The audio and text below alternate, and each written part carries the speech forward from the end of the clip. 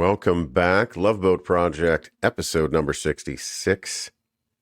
I'm your host, Mike Taylor. Along with me, as always, my co-host, Mike Robertson. How are you this week, Mike?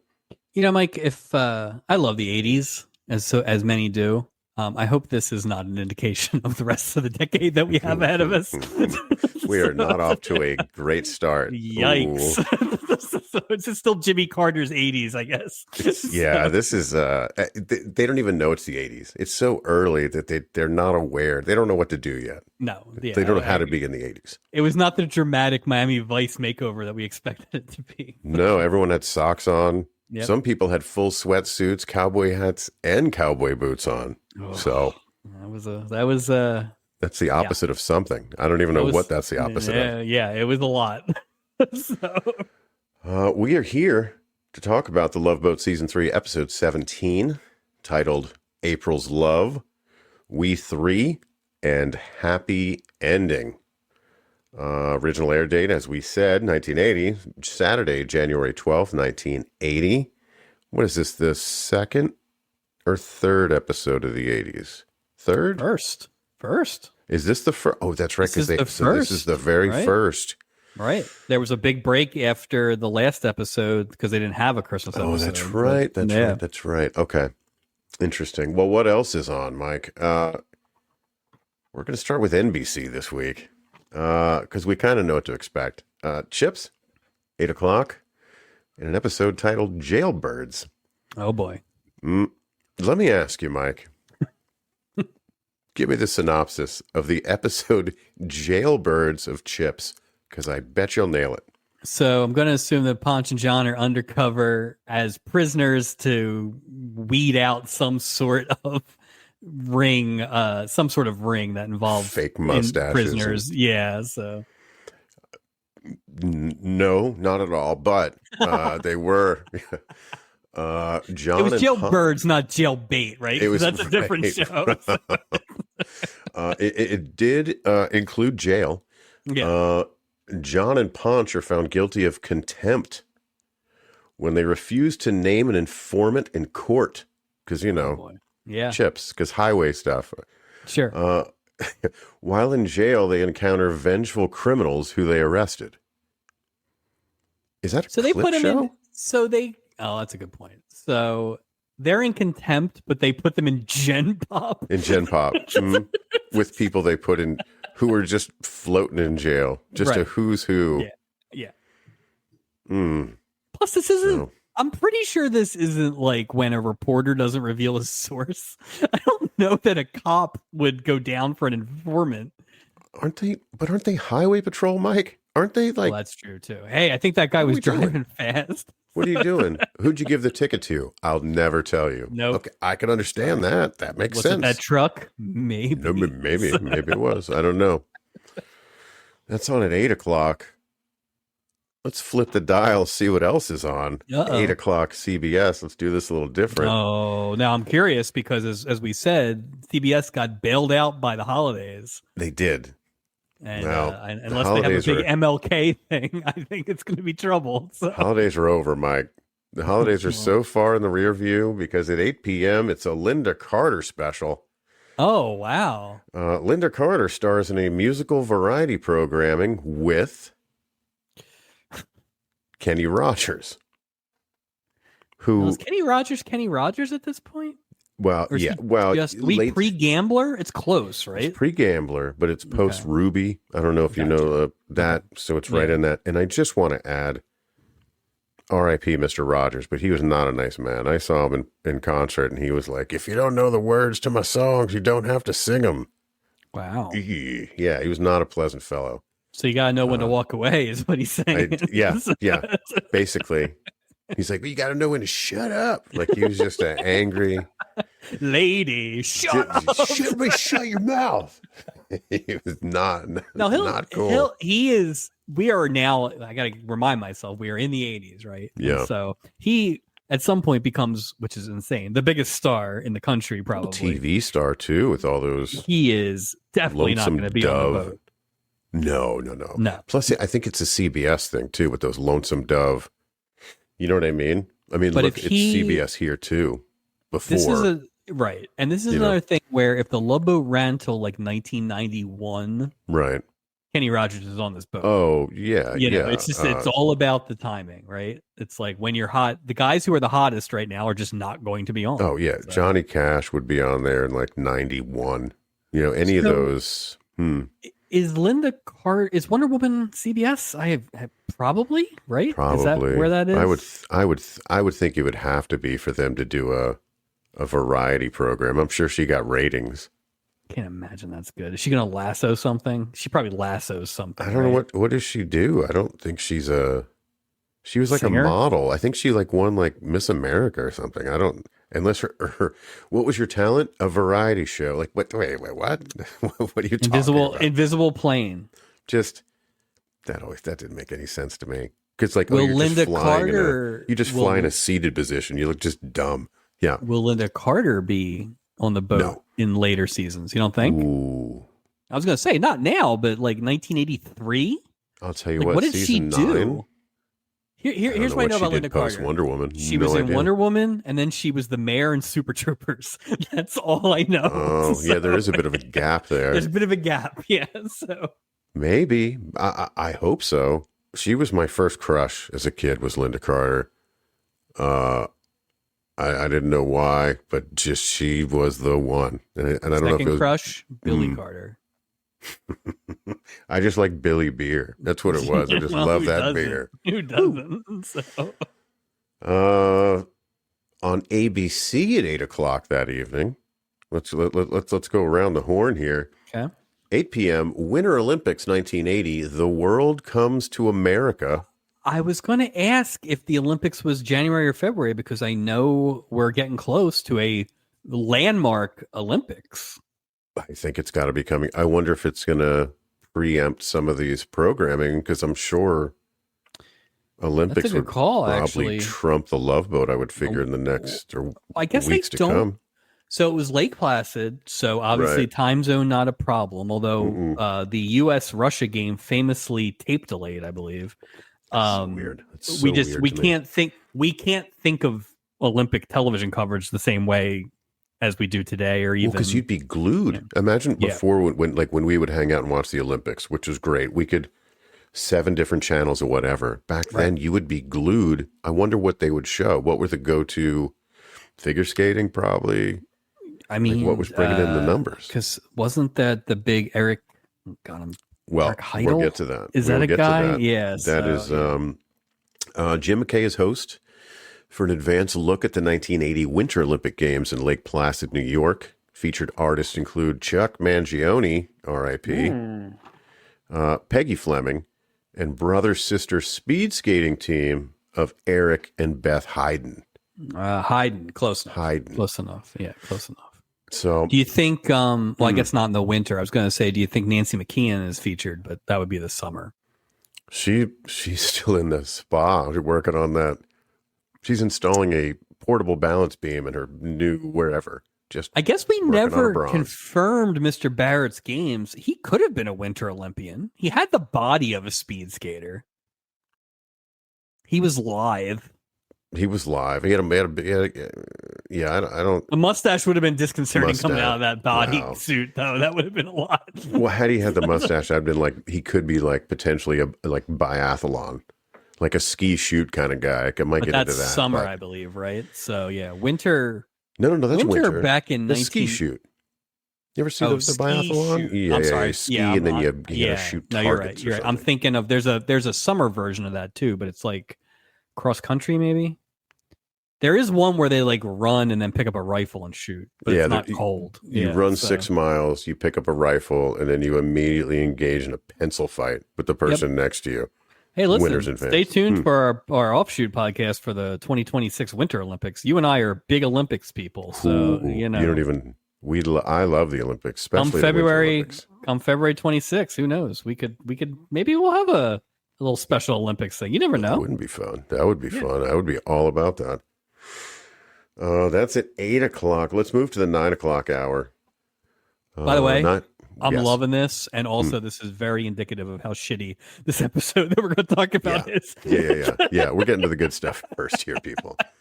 Not to say it's not entertaining, but this is It can be quality both. stuff here as compared. So- Well, true. 9 o'clock, NBC, BJ and the Bear. We should just call the show BJ. The episode called Fire in the Hole. Uh-oh.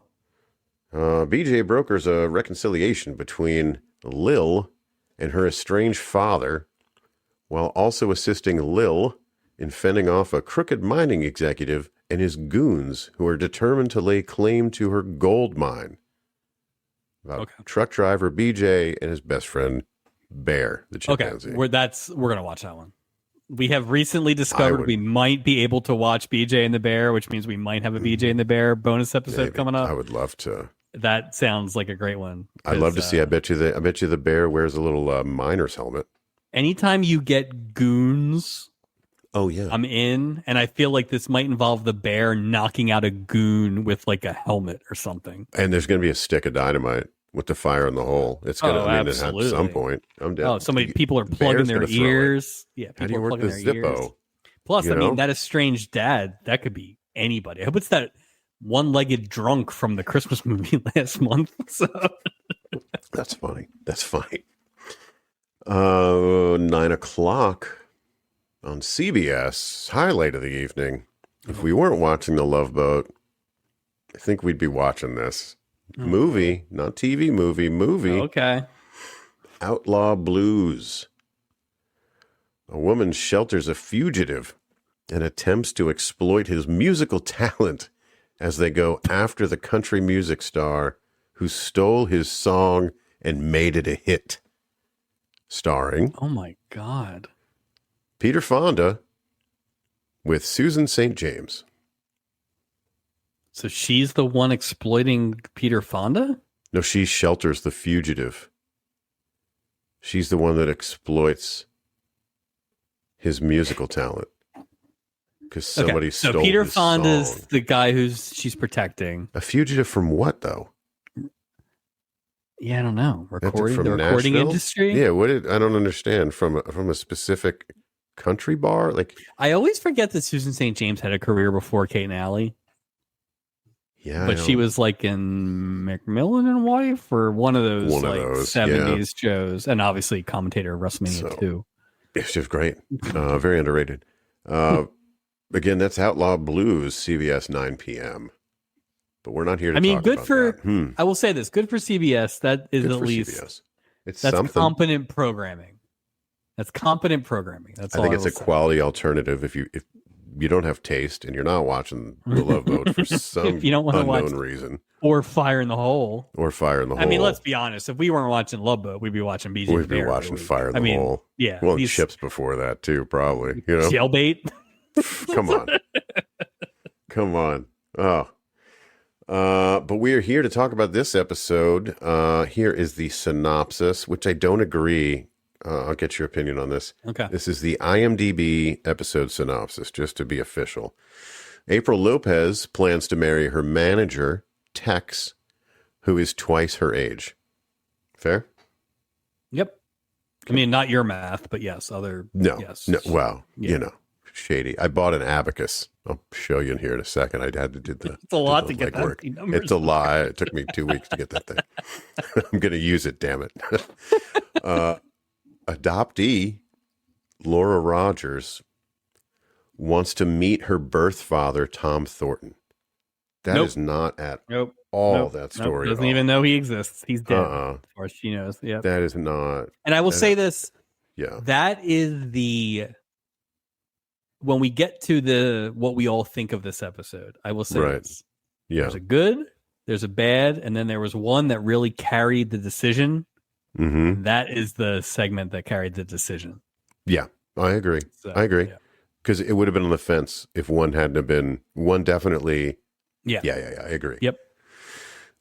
Which I didn't agree with that second sentence there in the synopsis. Third sentence, bickering Bill and Betty Robinson struggle to finish writing a screenplay.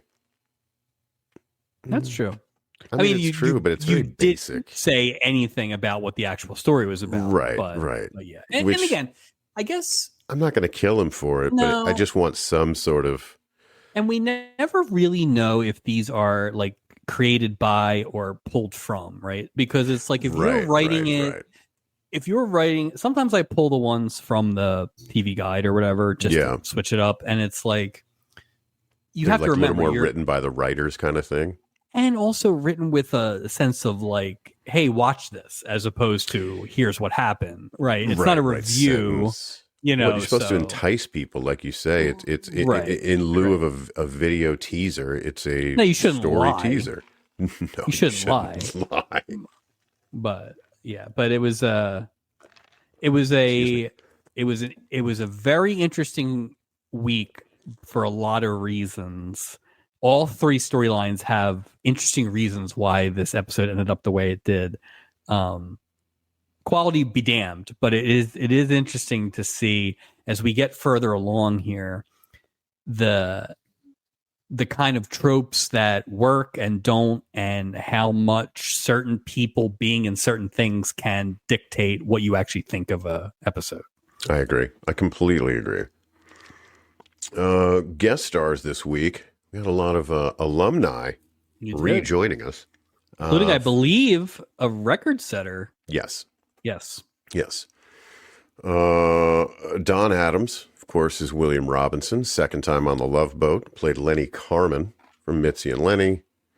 Season 1, episode 14. Also, episode 14 on our archive, A Trail of Toothbrushes, which came up in that visit. The perm didn't make it from season 1, though. Don Adams did not keep the perm look for very long. Thank God. It looked much more Don Adams like. That was a very like 1976, 77 look, because there's like, if you look at like a baseball card from the mid 70s, there's like couldn't a even put 1 your year hat on back then. right, where everybody had the perm, and it was a very interesting choice. So, Just a weird, what a lot of maintenance. it does seem like says the guy with no hair.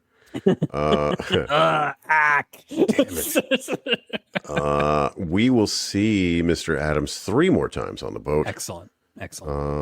Second is Charo as April Lopez. Mike, this is the third of 9 appearances as April Lopez. 9. And she'll be back in season 9 as a completely different character. Are you familiar with the theory of the diminishing returns? Yeah, this was, I mean, just based on musical. I have a lot of thoughts about the musical performance. I have a lot of thoughts about that. I have more thoughts about the storyline itself. But I will say, to start, I had, before we ever did a Charo episode, I had an opinion of Charo, and I had concerns about Charo in terms of Charo as a kid, and as when I came upon Charo, there was a idea of what she was, and it was like, that's not for me, right? Like, it's just like, it is what it is. And that first episode of Charo was surprisingly good. Mm-hmm. It was like kind of nuanced and a little subtle. Exactly. Right. Yeah. I agree. And every Charo appearance so far has gotten worse. It dials it up. And it's right. I was uncomfortable this week. Exactly. And it's like they make her dumber, and it's like, it's not entertaining, and it's a little insulting, and it's everything I feared about the Charo being a regular character thing. So, well, it's funny, as I was watching this, I was thinking along those same lines, where even when we first see Charo, like the things that they have her wearing, and I'm not being like a caveman about this, the things that they have her wearing, like in each of her visits, like it was sort of ridiculous. Like she was, it was just, it's sort of the musical. It was just an excuse for her to gyrate. I don't know. I don't understand the entertainment value. I felt bad because I was like, it's just the lowest common denominator that's appealing to people here. And I was like, well, I thought that, I don't know. I misunderstood. I feel like, without really thinking about it, I feel like it's the first example that we've had doing this show where it's like the performance of the first time we see them gets affected or impacted by the thought of the performer, like the stereotype of the performer in that day. Right. In current day. Like we are aware of a lot of these people, but we are not in the moment, obviously. Right. We And don't have the same so, context of right. right. And Yeah. so, like, the fact that it's kind of landed where I think of Charo before we started doing this, it's disappointing because I thought, oh, well, maybe Charo in 1977 through 82 was more was of a appreciated as a multi-talented actress, musician, flamenco guitarist. right, Right. Like legit. right, as opposed to this cartoon that they've already caught up to her as, right, and that's disappointing because, I mean, I guarantee you, if you went back and listened to our first episode, we were both super impressed and a little surprised. Absolutely. Well, they made a caricature of like what exactly, and I hate but it. it changed. I just think they didn't treat her the same. Right. I don't like it. And I hate it. Character too. It's even worse. And it's dumber every time. Yeah, some of the stuff she said. Yeah, it's just that's not funny. Who thinks that's funny? And there's so much of it. And then the problem is, not only was there so much of it in this episode, but like you said, we have this like 6 more times. This automatically predisposes me to not wanting to watch those episodes. I kind of think each of those, 6 more appearances, I think it's going to be the same thing. Some hijinks. April, she's going to be dumb and she's going to come across and make little puns that she doesn't realize. It's just, I think she could have been more, and I think they kind of chopped her legs off in a bit. You know what I mean? Yeah. And again, I think it's that thing where like they didn't even mention that she worked for the line anymore. Nope. Right? Didn't even bring it up. Like, right. Oh, they just found me. You're like, what do you mean? And it's just like it's going to get worse and worse and worse, and it's fine. Like it is what it is, but it just makes me. I'd almost rather not know. Like the fact that I now know that every Charo episode is going to be annoying. Like that's a bad start. Maybe she's just maybe back then Charo just equaled ratings. Maybe that's how she got so many bookings. I don't know. Possible. I don't know. I mean, I wanted her to bring more to the table. I just wanted more first season Charo. It was a good character. Well, there's 3 dimensions to that character. Right. This is just bullshit. It's just dumb jokes and mispronunciations and and like so many. It's overwhelming. It's just not entertaining. No. And to purposely name characters that she would have a hard time pronouncing is where I got a little like, okay. And there's a note about that later. Sorry, Charo. You deserve better. I gotta say that. I agree. Marjorie Lord as Martha Rogers. This is her only appearance on The Love Boat. She is an alumnus of the Schlitz Playhouse of Stars. Our next project. Season 2, episode 25. Not in our archive yet. Interesting note about Marjorie Lord. This was interesting. Danny Thomas asked her to replace Jean Hagen as his television wife on Make Room for Daddy. Now, keep in mind, at that time, Hagen had played Thomas's wife since the series' inception. Ouch. She was written out of the script in 1956 at the end of her contract. Lord accepted the role, joined the show. The show changed the name to The Danny Thomas Show from Make Room for Daddy. So Make Room for Daddy, I guess when I got rid of the wife, it Make was room like for too literal. Marjorie Lord. Too literal. It was like... Bring in ML, like something. Goodbye, Hagen. I'd love to know more about that. What a J move. I love those kind of like. Oh, yeah. Well, especially because when they, cause there's like the Bewitched thing, right? Where they're just like, people will be fine with just the exact same person playing a different character. It's fun. It's fun. Excuse me. I mean, I'm having my root beer on the rocks this evening. If you do hear a little shaky. Next, it's Ross Martin playing Tom Thornton. This is his only appearance in The Love Boat. He was best known for playing the character Artemis Gordon on the CBS show The Wild Wild West. Wiggity Wild Wild. Thank you for saying that. The Will Smith Wild Wild West, they say, was loosely based on the show. Yeah. Kevin Kline played Artemis Gordon. Which I saw. I definitely saw that movie. I don't think I've ever seen the show. And yeah, I think the story goes that Kevin Kline was supposed to be Tommy Lee Jones. Ooh, they were just going to run back Men in Black. But, I only remember Wiggity Wild Wild. I remember the video. Yeah, with Drew Hill. D was in it. Drew Hill, I think. Yeah. So Yeah. late 90s rap. It's awesome. Juliet Mills, all-star Juliet Mills, and I believe this is the record you spoke of earlier. Yep. She's playing Betty Robinson. 4th appearance on the Love Boat. She is our first 4. That is correct. First 4. Yeah. So Barbara Danvers, season 1, 2-parter, 15-16. Millicent, if you remember. Yep. Season 2, episode 21. And June Godwin, season 2, episode 8.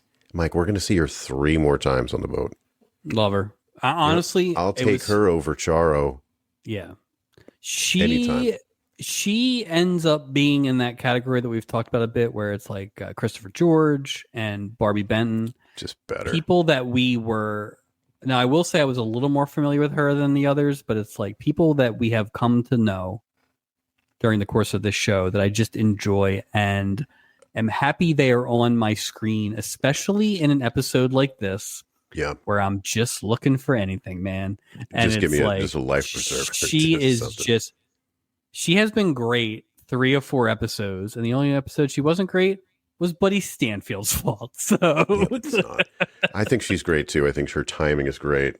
Yeah, the way she delivers lines, just her tone. Man, she was great. Forrest Tucker as Honest Tex, first appearance in Love Boat. Hold on. Yeah. Oh shit! This is my child's cowboy hat. Honest Tex is here. Honest Tex sucks. Honest Tex is terrible. Honest Tex is just. I did not watch F Troop. No, I didn't. This did not make me want to watch F Troop. No, but this guy is exhausting. So, yeah, I'm done. I'm done. God. That's funny.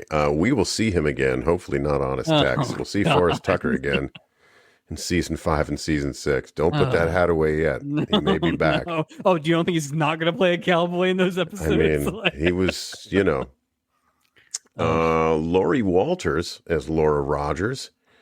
Second and final appearance in the Love Boat. She was in season 2, episode 6. Which we love this storyline. Was it storyline of the year? Stubby winner. Oh, yeah. She was Kissing Bandit. And I believe we've even said she was the worst part of the best storyline. She was. Not necessarily her fault, but I will say, after seeing her this episode, I think she's got like one move. So, yes, it's the same. Yeah. You can find that in our archive, Love Boat Project number 30, titled A Nice Tall Glass of Poolside Milk. Anything to go over before we hop on the boat, sir? One quick thing, because of the quality, let's say, of this episode, I took a gander at the writing staff. Our friends Jolson and Bear did write one of these 3. Would you like to guess which one? I do. I'm thinking. I bet you it's the writers. Incorrect. No. They wrote the 3, whatever the 3 one was, but basically the adopted daughter storyline. Really? Which is that's surprising. Pretty crappy, honestly, storyline.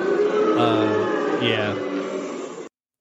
Jolson and Bear, we have not kept as much on top of them this year. So inconsistent, man. But that it's just another one of those storylines that they wrote where it was like, we have a start, we have a finish, and the middle, and nobody's going to pay attention to. And it's just like, there was a lot of like just loose ends that were unnecessarily left. And I don't know, that thing, like we said, that thing ended up being the decider for me in terms of this episode.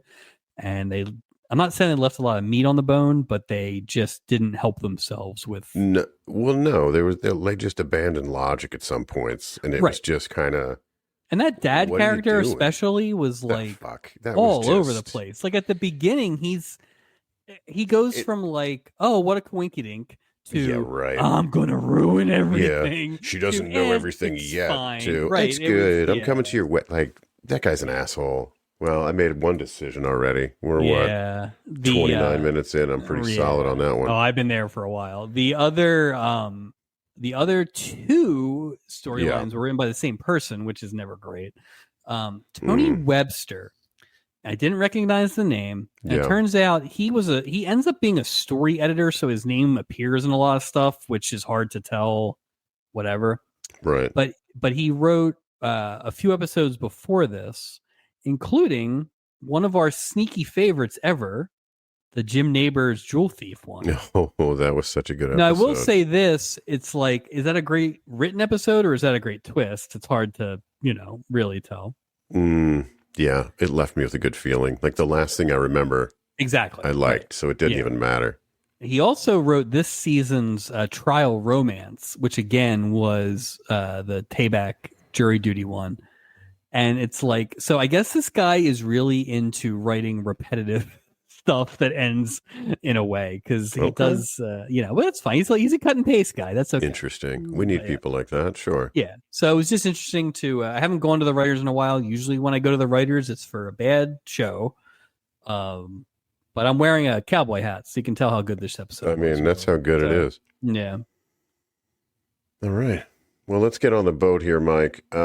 We open the episode with Isaac and Gopher helping out some passengers. At least somebody's helping some passengers this week. Julie walks up, asks if they've seen April yet. She says this. April Lopez walks up behind Gopher, covers his eyes, and says, "Guess who?" Mike, it doesn't take a Perry Mason to figure out that it's April frickin' Lopez behind you. Yeah. Gopher asks for a hint, and Charo gives him the old coochie. Yeah, we had to get one, but we only got one. I'll say that. At least we only got one. She kicked the door in with it.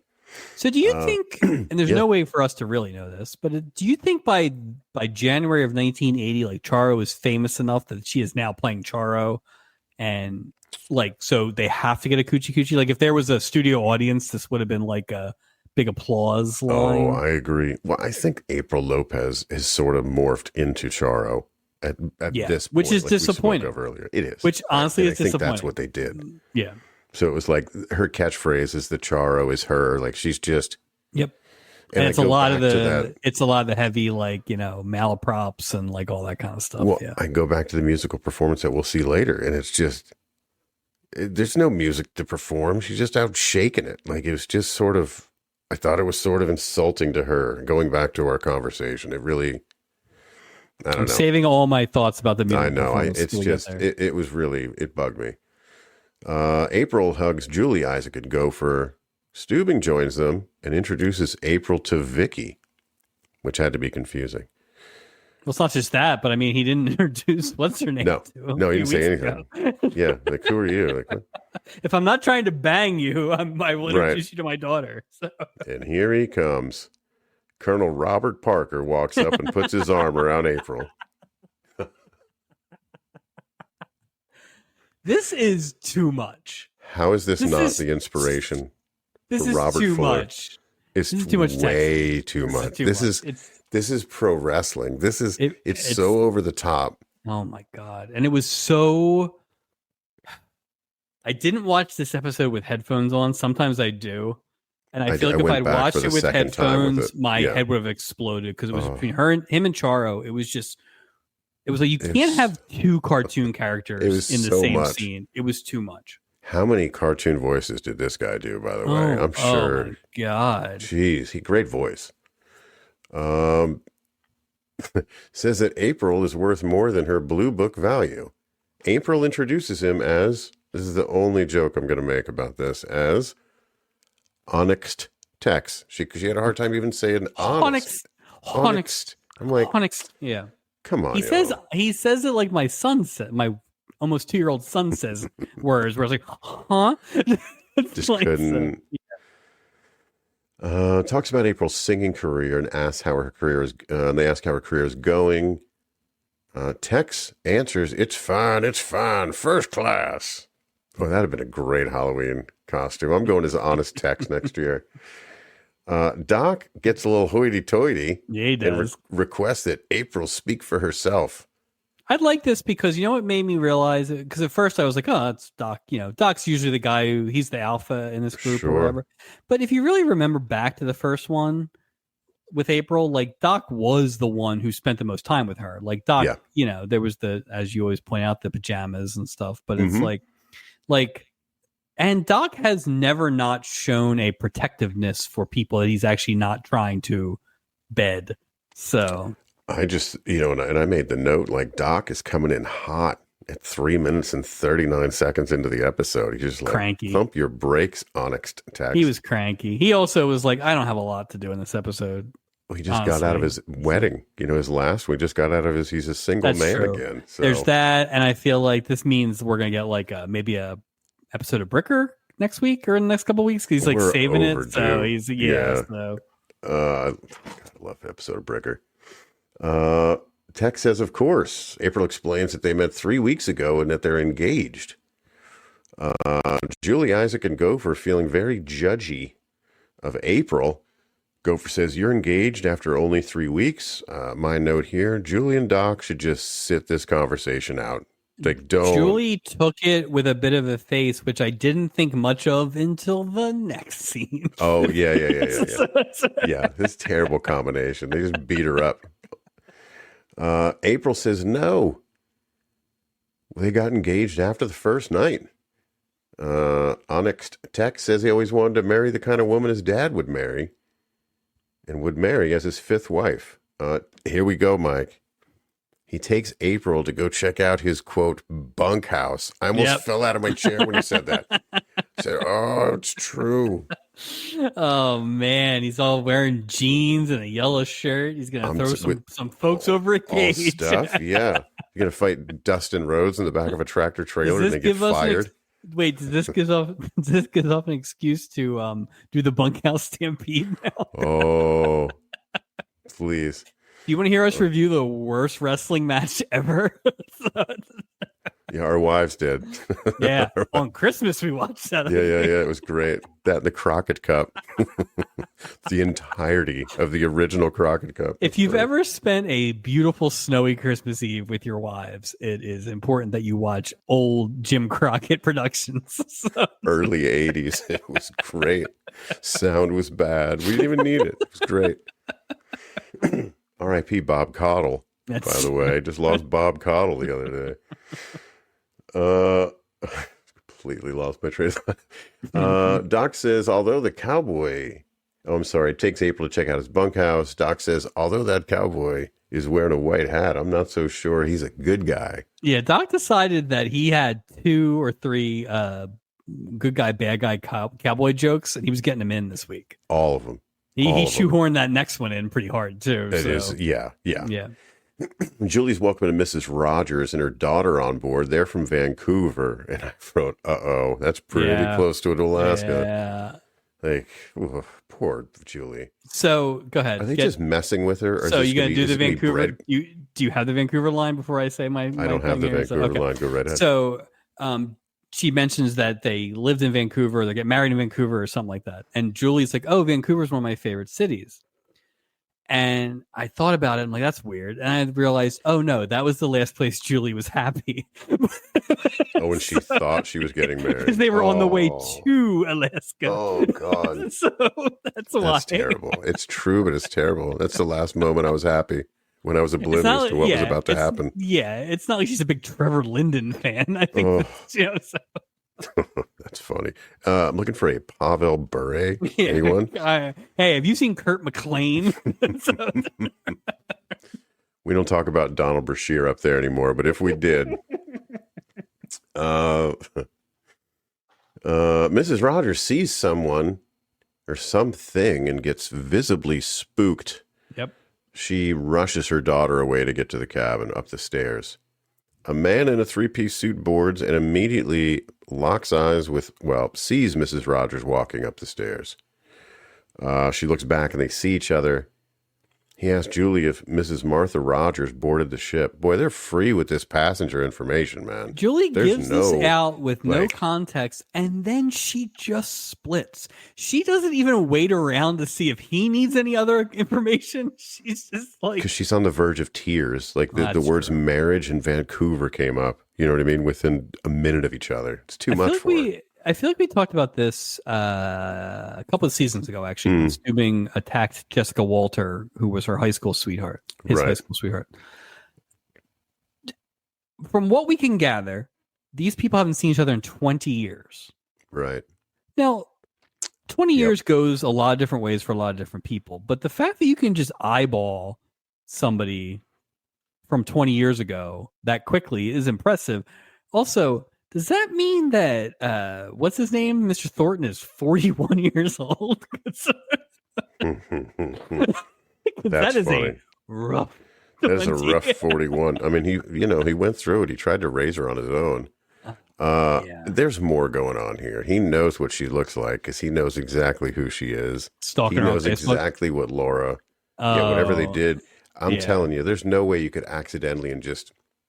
So he's been aiming for these cruises for years. Oh yeah. He saw the wedding announcement. He's like going through microfiche on the Vancouver old school Times. legwork. Yeah. You know what I mean? Him and Abe Vigoda. Real shoe leather. Yeah. They were really free with that information. I thought that was interesting. Enter a couple who plan on divorcing after they finish writing and moving together. It is Mr. What's that? Sure. I mean, all right. Mr. and Mrs. William Robinson. For the moment is how William Robinson introduces he and his wife to Gopher. My new joke with my wife is to refer to her as my current wife. Oh, nice. That goes over real well. There's a funny line from a podcaster, I think it's Comedy Bang Bang, who calls his wife his ex-girlfriend because technically he was. That's really funny. And their cabins are 124 and 126. Mrs. Robinson asked for adjoining cabins that aren't so close together. She's gold in this episode, by the way. This is a spoiler. This is the only thing I liked about this episode, to be honest with you. And the storyline itself wasn't even that great. I think it's just the value of two characters, two people, two actors that you really like. Just being themselves and just being charming. And sometimes you don't have to think that hard about it. And it was like, you know what? I like Don Adams. I like Juliet Mills. They're not trying too hard with that. It was believable. I honestly wish they had been on for twice as long as they were. I wish they were all three storylines because the rest of these were just garbage. Yeah, like rubbish. Rubbish. Right in the rubbish room. So dumb. Mr. Robinson says not to worry about her. She's not too bright. That's why she's carrying the typewriter. Wow. Missed it by zing. Gopher says to Isaac, if we ever split up, you carry the clipboard. No Jerry Stiller ticker tape scene this week, Mike. They've avoided all ticker tape scenes since we had to get so many important scenes in. We couldn't waste any time. So no wasting time. Instead, we get a passenger slowly getting out of the pool in a bikini, painfully slow. Gratuitous. I was like, what? It's funny. It's been a while. There was a stretch. I want to say it was last season, maybe early last season, where that was happening, and I thought, "Oh, here we go." And they had kind of gotten away with it because remember, there was like Billy Barty was like checking that one out. And Yep. But the worst, not worst, but like the most gratuitous ones are the ones where they don't even comment on it. I guess Doc technically comments on it a little bit, but it was just like, I guess you can say it's setting up their scene, but they didn't need to do that. This always feels like, because it's 1980 Hollywood, this always feels like somebody promised somebody that they could get on TV. I'll make you famous. Basically. Get on this couch. Something shady going on. Doc and Gopher look super creepy hanging out poolside and leering. And then I was thinking, like, the cruise just started, Mike. You would figure at least Gopher would have something to do. Doc, okay, probably not. Isaac was the only one who worked. I didn't see anybody do anything. I mean, Isaac served a drink. The captain's table, so I don't know if that's work. Isaac served a drink. Julie gave out information that she shouldn't have. Right. So yeah, it's not a big working week for sure. Julie walks up and Doc explains that, quote, we decided to talk to April about getting engaged so quickly to someone she doesn't really know, which again is sort of a weird thing from Doc, but to your point, it's that sort of protective thing. They have, uncle, niece, whatever. I don't know what it is. Doc says not to bring up honest text in the beginning of their talk with April. Gopher suggests that they ask her to sing a song on the show tomorrow. Julie says, well, maybe April will sing if Julie plays her flute. Yeah, don't play your flute, Julie. How the hell did this come back? Who requested this? Everybody was like, wait a minute. Julie plays the flute. We should bring that back. Continuity. I have all the continuity items. You're going to pick the flute? All right. Continuity, and when she plays the flute later, very annoying. Ugh. For a reason that I hope you picked up. Gopher says, we're not trying to discourage her. They walk up to April. Julie asked if she'd like to sing a song tomorrow night. She said she'd love to sing a song for her, quote, friends and family. Gopher says they wanted to talk to her about family. Says that sometimes a husband's part of the family. I wrote, Gopher's a real Dr. Phil. Well, and this is where this is like, oh, here we go now. April's dumb, right? So right, now like we can't. Even... This was like at the end of the last episode where they had to explain to her that some people don't like their jobs. It's just like, there's good people and there's bad people. It's right. Like, come on. It's just like, come on, man. She outsmarted all you idiots in the first episode, and now you're like doing this crap. It's very, it's condescending, is what it is. Like more than anything. How was she smart enough in the last episode to like recognize the fact that those older dudes were like throwing drinks and everything at her? She had the awareness, but now she doesn't have. Now she's shacking up with one of them. Yeah. Like, where they drug her up? Like, what did they do? And again, was she fired from the line? We have no idea. If she's still, you know, like, I would imagine the Princess line doesn't allow for managers. So they're going to bring up the flute thing, but they don't explain how, on her third visit to the ship, how April Lopez, if she is employed or not. Watch, next time she'll be employed again by the ship. There'll be no... Oh, well, you know Tex ain't making it back the next episode. Like, he's dead. I don't know if Tex... Yeah, he's not physically making it back. No, he's dead. Like, the Widow April is the next episode. Yeah, restful Tex. Doc's interrupted by a returning Tex. His sweatshirt says, buy your Rex from Honest Tex. Let me just say it's a great opportunity for me to say a perfect holiday gift and another item we'll be adding to the project shop. Sweatshirt that says, buy your Rex from Uncle Tex. It took me like 9 tries to figure out what that thing said. Same. I saw buy right away, and I had paused. no idea. I couldn't figure out Rex. I'm like, what the fuck is? Shouldn't have wore that jacket over. He really made it hard to read. Come on, he had his cowboy boots over his sweatpants too. It just was. I mean, bravo. Again, that Halloween costume makes itself. You'd be the only one that would know. But one of these years, A for effort. I will say this. Foster Tucker, whatever the hell his name was, A for effort. So. Oh, he's great. April asked Tex if she can sing for her friends tomorrow night, and Tex is like, absolutely not. Singing for free sets a bad precedent. Hey, Tex is all about the money. Yeah. Which Doc starts to have words for Tex, but Tex just shuts Doc right up. Shut your hole. Tex is a big man, too. I will say that. I mean, yeah, Doc has gotten punched in the face twice and was lucky to survive. Tex would have killed him if he had punched him. Oh, I guarantee you Tex has got a revolver in that room. You know what I mean? He probably plays poker. Oh, it's in a hat. Because you don't want to put it in your sweatpants. You know what happens there. Wide receivers get real Plaxico situation. Jesus, Tex, leave that in the room. Just don't. No need.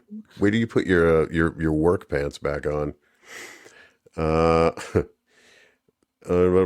Tells Doc he's April's manager, has a 10-year contract. Doc asks April why she signed a 10-year contract. Here we go again, Mike.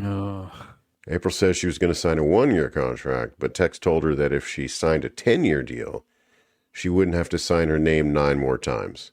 And that's just good management. April Lopez, in the first episode, scouted out the boat enough that she could fool Gopher with a story. And then when Gopher said, oh, go that way, she waited till he left and snuck around and then found the laundry room and Where's hid. the street smarts, man? Right, exactly. And now she's this dumb that she's doing this nonsense with the contract. It's just annoying. So it's disappointment. Tex tells April it's time to go. He doesn't want her in the sun too long. Taps her on the butt with his cowboy hat and says, boy, it's warm out here. Doc says, nice hat, Tex.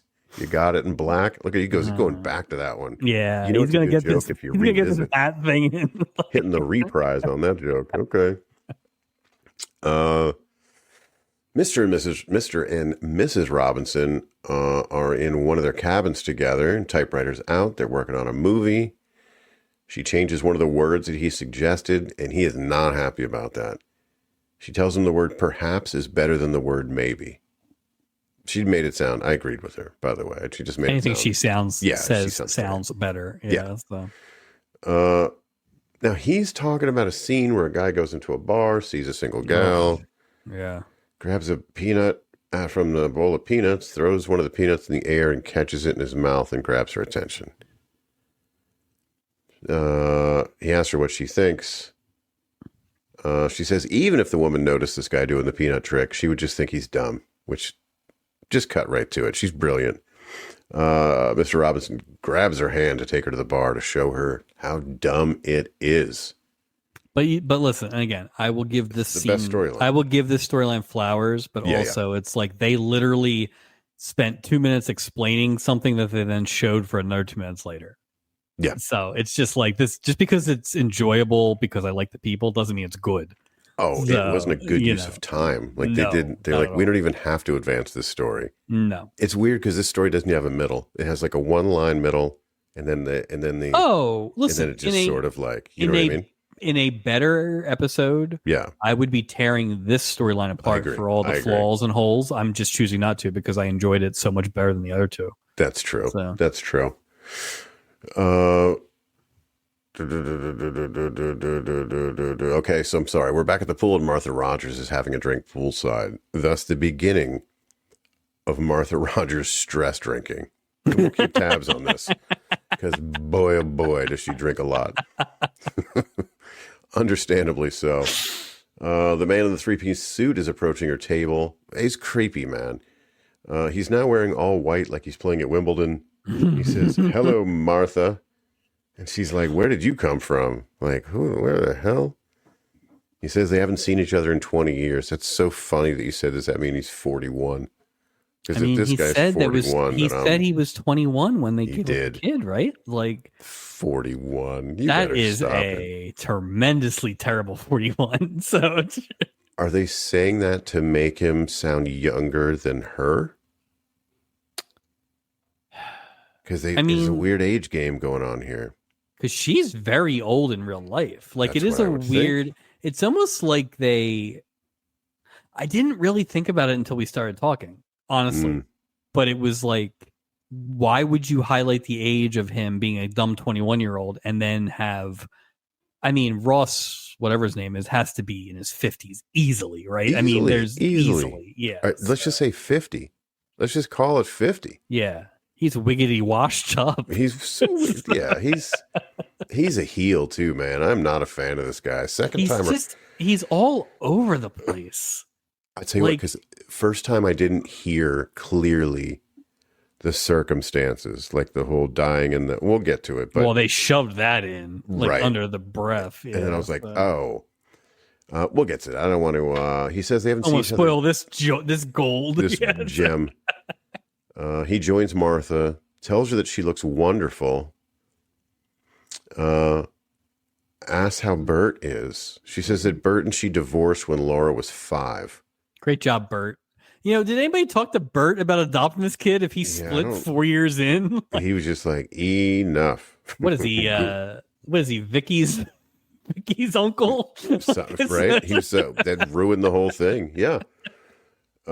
Tells him that she doesn't want any trouble. He tells her that he kept the promise for over 20 years. To your point, we learned that he is Laura's father. Speaking of Laura, here she comes, and she dries her hair on her mom or something. I'd say, well, you get a knuckle sandwich, Laura. You better back up. I'm fine sitting stress drinking, and you're going to bring pool water all over me. Come on, slow it down. Martha introduces Tom to Laura, tells Laura he was a neighbor of her mother's years ago. She invites him to dinner, and I'm like, oh, come. Why can't Laura go? Cool. cool, nice to meet you. And then that's it. Everything's got to lead to like, what was this guy more. gonna do on this cruise if he hadn't run into them? Like, he doesn't do anything else the rest of the trip. Nothing. Captain doesn't invite him to the table. Nothing. Which, to your point, maybe he was like on the lookout for them the whole time. So yeah, it's just something's not right. Mr. and Mrs. Williams are walking up to the outdoor bar. Let me ask you something. What's your favorite bar on the ship?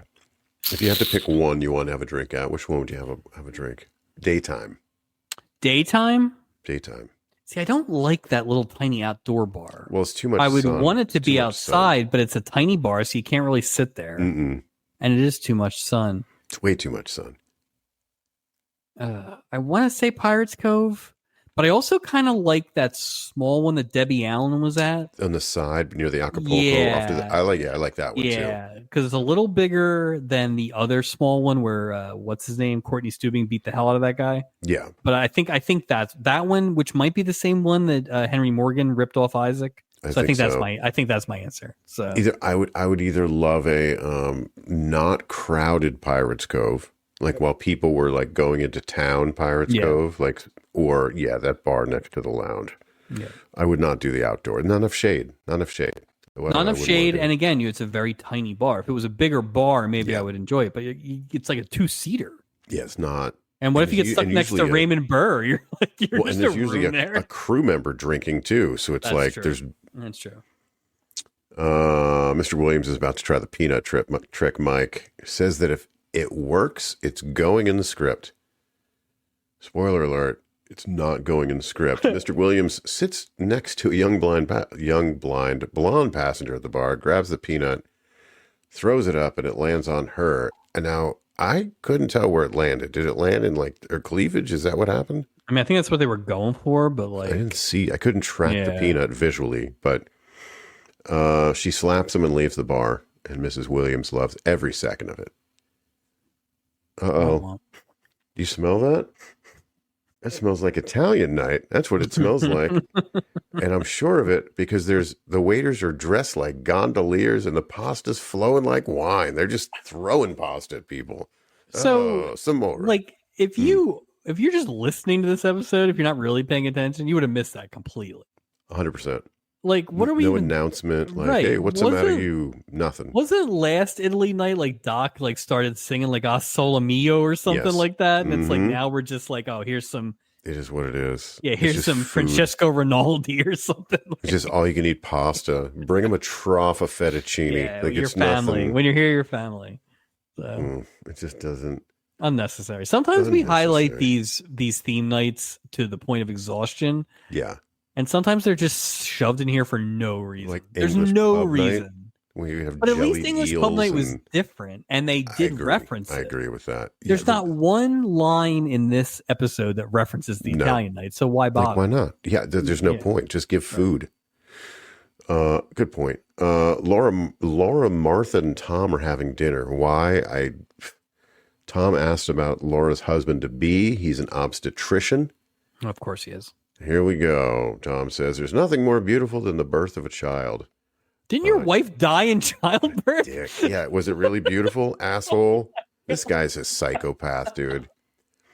He's just trying to make Martha's hands are sweating and shaking as she's trying to get the fucking drink to her face because she's just think about a lot of this stuff with him until just now. That is a psychopath move. What a crazy line. Like, that would be the most at best, that is the most star-crossed moment of your entire life. You would not be whimsical about it. But it's just the dangling of this powerful information, like, is such a jerk move. Yeah. Like a weird, poor Martha. No, Martha's hands are just soaked. Her liver's just screaming. She's sipping drinks. Thank God she found somebody to give her some advice later on. So you don't see me wearing the captain's hat this week. There's a reason. On an episode where he could have just skated by, he did two things that just, I think you'll be surprised on the thing that really got me. But Laura tells Tom that stockbrokers are frenzied, but you seem so calm. And he says, that's because I'm dining with two beautiful women. This is a little creepy too. And like, Yeah. just.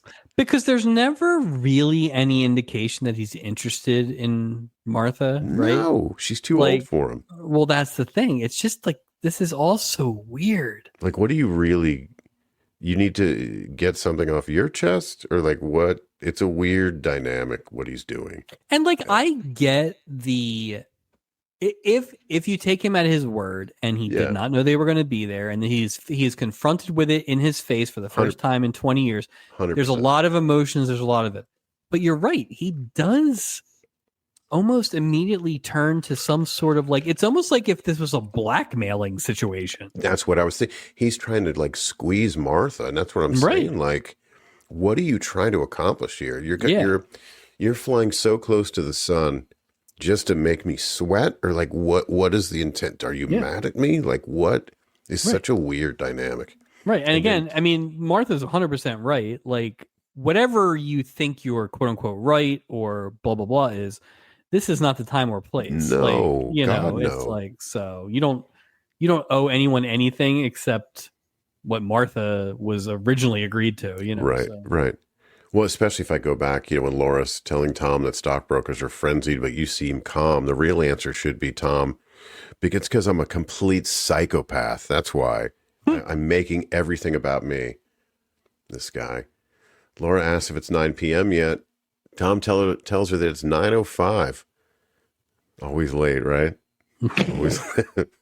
Laura says she was supposed to call her fiance at 9 and excuses herself. Martha and Tom tell her goodnight. And then Tom says, I love Laura like I've known her. I've known her all her life. What an asshole, handed. Man. What are you doing? You've spent 10 minutes with this. Right. Shut up.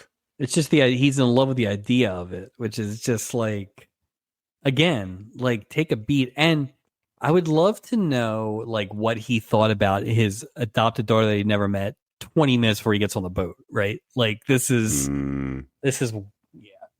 I did not think of him as a villain as much until we started talking. Yeah, but now I very much think of him as a villain. So. Oh, I do.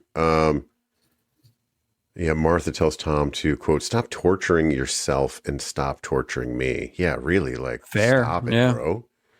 Tom tells Martha that Laura has the right to know and that he has the right to tell her. And Martha says, no, you don't. You're crazy. No. Martha says Tom gave up that right when he asked Bert and her to adopt Laura. Tom goes on to say he was 21. He had no job, no money. Quote, when Claire died in childbirth, I just fell apart. I'm sure it was sad. He says he tried raising Laura by himself, but he couldn't. I don't know what that means, but says all he wanted was what's best for her. Obviously not. Martha says you did and asked Tom not to hurt Laura. So I guess he tries after Claire dies, but it's a clusterfuck, which I totally understand. I wouldn't have been able to do it by myself. Most people wouldn't be able to do it by themselves. So like that part is fine, but then this like contentious, like I have a right. Like I don't think Martha was sitting there. Yeah. I don't think Martha was sitting there saying the forms that you signed when I adopted her meant this or that, right? I think it's that thing where it's like, why after 20 years, because of a random boat, would you throw this monkey wrench into something when she's about to get married? Like he doesn't care about her. It's not. None of this is about Laura. It's we're talking about Tom. Right, we're talking villain, but it's really narcissist. Oh, 100% narcissist. Yeah, this is what he...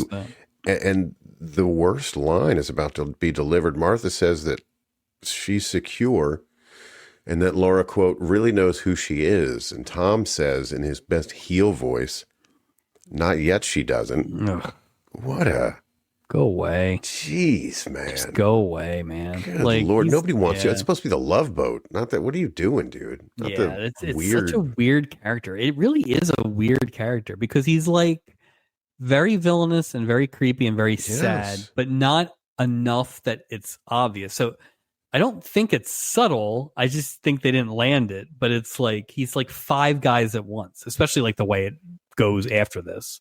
Well, and I'm just thinking too, like based on what we've seen out of his character, right? Whatever happens later, I don't think whatever happens later is not strong enough to sort of put out the fire in my mind that something else is going to happen with this 2 years down the road. Oh, you know I don't I mean? think. Like, Yeah, he's not I don't. done Yeah, with I this don't think nonsense. just because this guy doesn't pull the trigger doesn't make him heroic in any way, right? Like The most heroic thing he could have done was she invited him to his wedding at the end, and he says no. Or he could have just jumped off the boat, right? Or he could, yeah, I know, or yeah, he right something. Yeah, but it was just, yeah, again, making it about himself. He's just such a. I bet you he saw that wedding announcement. Yeah, and then figured that out anyway. I mean, that's that's the easiest path, right? I would think. Or he's been tracking her this whole time. The whole time, yeah. William and Betty Robinson are having dinner. William, let's call him Bill. Bill admits that he was wrong about the old peanut in the mouth trick, but he's not wrong about getting rid of the hand-holding scene in the movie. Betty asks him to take a chance. Bill says that couples don't hold hands anymore. Betty says that we don't, but couples do. And they're now hand wrestling. Boom, roasted. Betty's trying to hold his hand, and Bill's just playing solid defense. It was all right. Time for the captain's table question. So, do they do the Taste of Italy, or does the captain's table have a specific menu? You know what I mean? Or do they just sling more pasta at them? We have there a special menu? So we have seen. Was it Jaja Gabor or Eva Gabor who ordered something specific? Right. We've seen a few orderings at the captain's table, so I think it's pretty much standard. I don't think they get like a preset or special meal or something like that. But of course, the captain can order whatever he wants, Mike, because it's my ship. The dessert first. It's the most important. Yeah. Yeah. So. Chicken fingers with ketchup. No ketchup. No ketchup. Honest text. April, Steubing, Gopher, Julie, Doc, and a couple of rando passengers. By the way, the season 1 man, woman is again not being adhered to. No. And this is like I don't like this table just doesn't look right. It doesn't look as prestigious as an earlier season's captain's table. No. Based on like where they've located it. It's just moving all over the place. Yeah, it's in a corner, and like it's ridiculous. And again, it's 70% crew. Yeah, it doesn't seem like much of an honor. Like not too many people. When's the last time we had multiple storylines at one table? Like I feel like that's something we need to keep an eye on. That's a great question. Right? They throw in the randos all the time. They throw in the randos, they throw in the crew members. Like I want to see two distinct storylines at the same table. Unless it was when we had Rosie Greer. That was the last captain's table. But it was him and Vicky. Yeah, I don't think it was anyone else. I don't think it was. Like it's been a while. It's something to keep an eye on. So something to think about. Steubing toast April and how far she's come. By the way, Steubing's having orange juice in a wine glass. Ugh. I checked several times. We get it, Steubing. We get it. You're you don't sober. Drink. You should just toast with an empty glass. You know what I mean? Just stop. I'm a quitter. It's good. Tex says it's time to go. He has to send a telegram to his friend in Vegas because April's name is going to be in lights. The entertainment director at the Brutus Palace is a pal of Tex because Tex sold him a used car once. April says she'll still talk to everyone when she's a big star. April and Tex make their exit. But she didn't want to be a big star. Wasn't that a big thing last time? Right? Yeah. So I don't know because she was like so jaded because these old men are sending her flowers. And now she's literally getting flowers sent by an old man. She picked the oldest guy she could find and then had him run her career. Julie decides that one of us out of Steubing, Gopher, Julie, and Doc is going to have to tell April that she ended up with a phony fiance and an even phonier manager. Boy, they're really...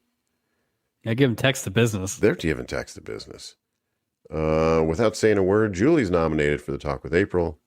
Julie says, no way, not doing it.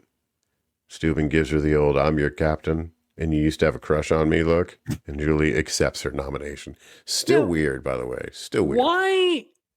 Honestly, why is this not Steubing's job? you would This should think be Mr. stupid, right? Overprotective, I discovered her, all this other bullshit. Right. He's right, not right, willing right. to. Like, yeah.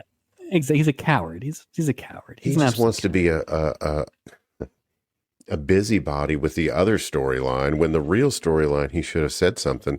He should have had a man-to-man with Tex on the bridge. That's what should have happened. Yeah. And it's like to stick poor Julie on it, who, like, you know, isn't invested really. What a weird. Oh, yeah, because she loves confrontation. You know what I mean? She's the worst person you could have. So, and that takes us to our first commercial break. Something I noticed here, man, this was close to 20 minutes before the first commercial. Boy, talk about a whole lot of nothing for 20 minutes, too. Well, then I was thinking, well, what's on the back end? If you've gone 20. Yeah. And if you figure the back end, we have a padded music scene. That went on for some time. There are, I bet you if you clock it, Mm. like the Don Adams storyline was shortest by a mile. Oh, there was nothing there. The April one was just the whole episode, right? And it was there were a lot of like short, quickie. I don't know. I really didn't like this. It was weird. I, like the first time I watched it, like I didn't do notes, and I watched it, and I went, "Whoa, that felt like 20 minutes." Yeah, because nothing happened. But then I did notes, and it felt like an hour and 20 minutes. So yeah. We're back from break, and we're in the Pirates Cove. Arr. Arr. Laura's dancing with Tom. Awkward. This guy has a little bit of the cowboy cheerleader and Bill vibe. He's the kind of guy that would want to fake his own death just to see who had shown up at his funeral. Like that kind of guy. He's just a piece of garbage, this guy. So he's like Tom Sawyer. He's like Tom Sawyer. Exactly. That's funny. They join Martha at a table after the dance is over. Laura tells Martha that Tom is such a nice man. As Tom gets another drink for Martha, I said, I bet Martha did a lot of stress drinking on this cruise. Martha's getting yet another drink. Good for her. Martha asked what Laura and Tom were talking about while they were dancing, nervously. Laura says mostly marriage, and that Tom was giving fatherly type advice. Boy, we're going to fly right up to the sun here, aren't we? Mm-hmm. Laura tells Martha that she thinks Tom likes her, and Laura asked Martha why she's being so cold to Tom. Boy, Martha's talk about being in a corner. Why are you not being so nice? And then geez. But this is the problem with the casting / writing is, I mean, Martha's probably not interested in him from Jump Street because he's 20 years younger? Yeah, right. So, or he looks unhealthy already for his age of 41. So. When you brought up something earlier, there's no way he's going to walk on that ship and immediately go, oh, that's that person out of the corner of his eye that he hasn't seen in 20 years. Right. There's no way. 20 years is a long time. Well, 20 years ago, she was media. 50, So, yeah. It's terrible. Last time I saw you, I was just throwing my child at you. So weird. But why would they even see each other back then? Well, they were neighbors. Oh, that's right. Well, I almost assume that part of the deal. Martha seems like she's got her crap together. That's probably why she got rid of Bert. So my guess is part of the deal was that Tom had to get the hell out of Dodge when this adoption went down, right? Like I don't think he was still across the street. No, so. It's like beat it. Yeah. Tom's back with drinks. He's ready for another dance with Laura. Martha says it's getting late. Tom thinks Martha is being a stick in the mud. Tom's a little hammered at this point. Shut up. We're going to dance. All night. And then I'm going to start talking about stuff. Things I'm going to dang about fatherhood. This guy. Laura says that her mom is right and she really could use some sleep. Says goodnight to Tom. Bill Robinson enters the Pirates Cove. Ask Isaac for a double anything. Yep. And we see Isaac pour something. I don't know what. He's technically making a drink. So yeah, he's going to need it to get back on the typewriter again. Isaac asks if he's having trouble with the script. See, this is the whole story right here. This is the big.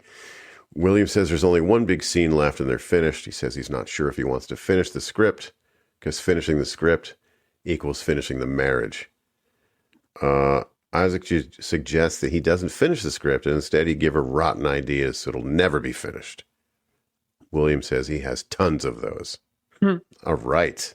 This is exactly what I always talk about, where it should be a scene in every episode where Isaac gets 90 seconds with one of the co-stars. And it's just like, advice. And you can move the plot around, and because this ends up being the whole plot, right? Like, this is This is it. But there's no nice piece of business. Turns. Not complicated. So. No, easy. Tex and April walking downstairs to the lower outdoor deck. They run into Doc, Julie, and Gopher.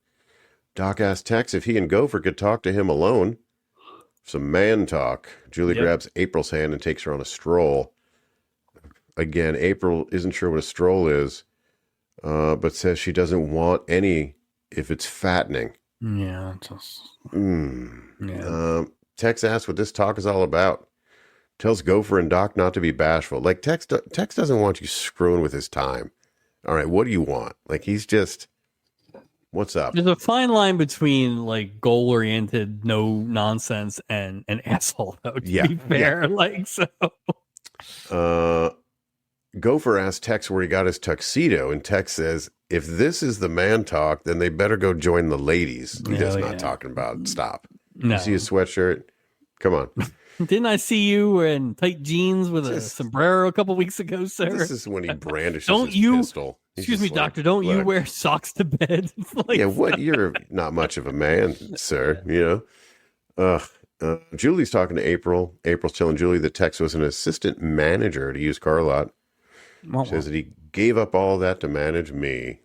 Now, to be fair, April is talking to Julie. Julie is talking to ADR, which is talking to Charo, because this is what happened. Now, I don't think they're was indoors. Like, I don't know what happened. But they're on the deck. What do you mean? They're not on a real deck? This one was filmed on location, I'm sure. It didn't seem like it was one of those Julie episodes where she has the pack of Marlboros voice. It was just bad sound, but it was pretty distracting. So it was weird. Like, it was just. Julie tells April that in order to be a manager, you have to have some experience. April says that he has experience. Tex has been her manager for a whole week. Well. April says that Honest Tex doesn't have the qualifications to manage her career. Says that his name may be Text, but she doesn't know about the honest part. April says that if he was dishonest, people would call him dishonest Tex. Dishonest, whatever. I don't even know. Dishonest Text? April. Onyx, like slam? Right? April tells Julia that if she doesn't call him Honest Text, then she is not her friend anymore. Great. You're going to... Okay. That one's just... Yeah. It's terrible, man. At this point, I'm like, I aggressively don't like this. Like, this is just a waste of time. I don't care about the plot itself. The dialogue is insulting to everyone. Like, it's just... Just get to the musical thing and get... Seriously. Because obviously that's all that this is leading to. Betty Robinson back at the typewriter. William shows up. He has an extraordinary idea. The ending of all time. A complete switch to everything they've been doing / feeling. He wants to give it a tragic ending. And Betty says she loves the idea. I love it. She's great. Martha and Tom are back on deck, and Martha tells Tom that it's wrong to tell her. Martha's still just... Yeah. Rightfully so. Martha says that Laura knows she's adopted. Tells Tom that she adopted Laura from the hospital and told her that both of her parents were dead. And if you keep it up, it'll be true. No kidding. Like, she needs to go get Honest Tex's revolver and go take care of this stupid Tom. Because no one's going to miss Tom. No one's missing this guy's a jerk, man. No, Tom sucks. Like, this has been the great revelation of this episode is how much Tom sucks. He could be villain of the year. He really could be a nominee. Actually could be worst. Yeah. He's just it's just awful.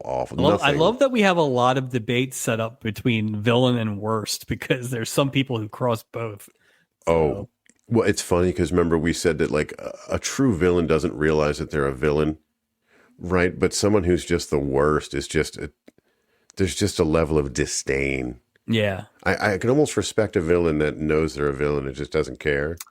I feel like villain is villain and worst is my reaction to the character itself. Right. Intentional versus impression. Yeah. Yeah. So.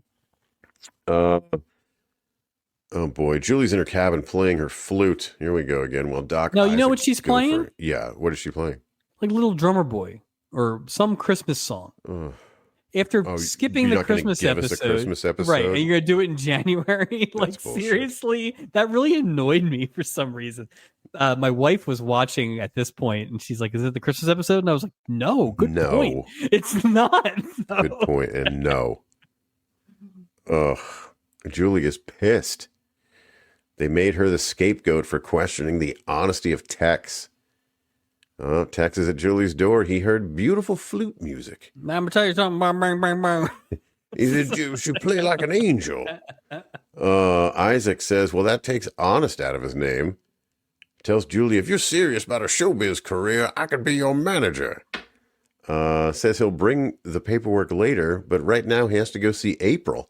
She seemed upset, but wouldn't say what it is. Tex leaves. He leaves, and then Isaac calls him a phony. Doc says, wait until April finds out that he was trying to sign a no-talent flute player. Man. Julie replies with a goodbye, gentlemen, and goes back to playing some Christmas carol. Unnecessary attacking him, Julie, this week. Like, what was the point of this? I don't know. I mean, it didn't even sound like she was really playing it. Like, no, of course not. She can't even talk. Well, I think she... It's ADR flute. Come on. Aqualung. It's just Aqualung. It's just terrible. And with that, we go to our second commercial break. Quick break. I would like to do, I guess I would be the one that need to do it. We need to go back and do a super cut of all the poor Julies because especially I feel like we're getting a lot of them this season. Just dumping on her. They really are. What is next? So we're back. Martha and Laura in their cabin. Laura tells Martha that she should have gone to bed early last night because she looks tired. Well, she's drunk. This cruise is going to kill Martha. Martha said she had a very strange dream, oh boy, that her natural father tried to take her away from her. Like, really? Like, come on. God. This is so heavy-handed at this point. Dumb. If anything, you'd see her, like, hug her closer or something like that, and she'd be like, Mom, what's wrong with you? She'd be like, nothing. Right. I'm just tired. Right. Easy. Come on. Laura tells her mom that she had the dream because she's getting married soon. Tells Martha they're going to live 3 blocks away. Laura says she hasn't wondered about her natural parents since they died. She says, Martha, their life is perfect. And she and Martha hug. Then she says, Laura says, sometimes she wonders what they look like or what their name was, stuff like that. So you don't, wait a minute. Weird go back. Yeah, I never think about them ever. Except now you made me think about them, and now I have questions after I'm hugging you. Before we go to commercial, I have a different thought. Yeah, but let me completely do a 180 and bet what I want. Betty, well, wait a minute. How old was Laura 20 years ago? 0. Well, how did he try to rate? Like, how long did he try to... I wonder how old she was. So he said he was 21. There's he no tried to raise her of the entire for a year. Like, I mean, this guy can't take photos and raise a baby in 1979. Was Martha like doctoring all the photos and like putting her? Well, it's not like putting Bert's face in there. Listen, this whole adoption thing seems weird because did he like facilitate this by himself? Like, how does that work? Just so many lies and false paperwork. I guess my point is that, like, as part of the adoption process, you don't get a stack of photos from year one. That's a good point. That'd probably be more harmful than good. Probably so. Betty's in her cabin. Betty Robinson, that is, in her cabin, searching for something. William shows up. Betty tells him that she can't find the script. She asked him if he took it last night, and neither one of them can find it. William asks if they have to start all over again. Betty blames it on the maid. That's right. William doubts it, and Betty says, Let's go to the rubbish room. Maybe they threw it in the rubbish room. Let's go to the rubbish room. Now, why would you, as a passenger, know where the hell the rubbish room is? I have the same thing. I said, where the hell's the rubbish room? Like, how would you have access to the rubbish room? Yeah, why do you have it? It doesn't seem safe. Unless you go down the chute yourself. Those chutes were way too big. That was dangerous. I mean, somebody could get stuck in that thing. I lived in a couple of apartment buildings that had trash, chutes, and I always would kind of like make sure I was secure before I threw something down there. I just always assumed that was going to be an untimely end for me. So. Just dangerous. Where did the trash go? Into the darkness. I have no idea. That's right. Laura and Vicky are finishing a game of shuffleboard. Tom and Martha are sitting at a table next to the shuffleboard. Vicky's explained to Laura that Steubing is her father. Oh boy. And that her mom died last year. And I'm like, oh my God, everyone wants to give so much information here. Laura apologizes. Tells Vicky that both of her parents died a long time ago. Jesus, what is this? What are we on, Maury? What's happening here? We were just playing shuffleboard, just man. Keeping it light. Like, come on. Why is shuffleboard so contentious? That was where the Genghis Khan thing came up. It's such a competitive game. I don't know what's going on. Obviously, these guys are not playing it right, because if they're following the rules, it wouldn't be this friendly conversation of like, let me tell you my tragedy. No, let me tell you my tragedy. They'd hit him with the quill or whatever the hell the shuffleboard things are. Exactly. Tom looks visibly uncomfortable hearing what Laura's saying, because, he should be dead, officially, according to the story. Is it weird that he's there? Like, he's been with them the whole time? Yes. Like, how are they explaining that away? Because at this point, Martha probably doesn't want him around. She could just be like, hey, buzz off, dude. Do something else. Could I have a little free time with my daughter? This man, the only thing she should have been talking to Steubing about was, this man's harassing me. Yeah. Do you have no security on this boat, Meryl? No, where's the brig? Can we put him in the brig? I mean, we all just hung out with your daughter by ourselves. Vicky made it 10 times worse. Thanks, Vicky. Jeez, instigator. Tells Vicky that she's really lucky that a wonderful lady adopted her. Well, it wasn't a lady that adopted her. She was adopted by parents. Well, I guess Bert's persona. Because he's not around. Point. She's like, screw Bert. Do you think it's Bert Convy? I just assume it's Bert from Bert and Ernie, and she just thinks it's called Ernie now because she's still mad at Bert. He was so obsessed with his paper clips. Well, who was the Bert? What was Bert? Who played Paulie? Bert Young. Bert Young. Maybe it's Bert Young. There you go. These are all good candidates. Great Berts. I mean, we didn't even say Reynolds, and then Bert Jones. Bert Jones. Other Berts. Q-Berts. Oh, I bet you Q-Bert was Marcus' husband. We had no hands. He just jumped and made weird noises and with a big nose. That's the 70s. Yeah. Wow. Laura introduces Vicky to Martha and their friend, Mr. Thornton. To your point, like, go away, bro. It's just like you would think at this point. I need another. I understand that Laura likes this guy, like, to a point, but like, you got to give me like a little more rope. He's a stranger. I'm on vacation with my mom because I'm getting married. I want to spend time with her. Who are you and why are you? Like, go what? It's. I feel like it's almost like a vampire situation because like she invited him to dinner and then he right. And like Martha has never indicated any warmth towards this guy to the point where Laura said it. Right. So it's like, no, all she does is drink around him and doesn't sleep. Right. Like he should have been like a big spender that offered to treat them to things or something to get himself in, or like, you know what I mean? Like there should have been some impetus for him to be around. Well, the other thing too is like he's not displaying any signs of feeling uncomfortable.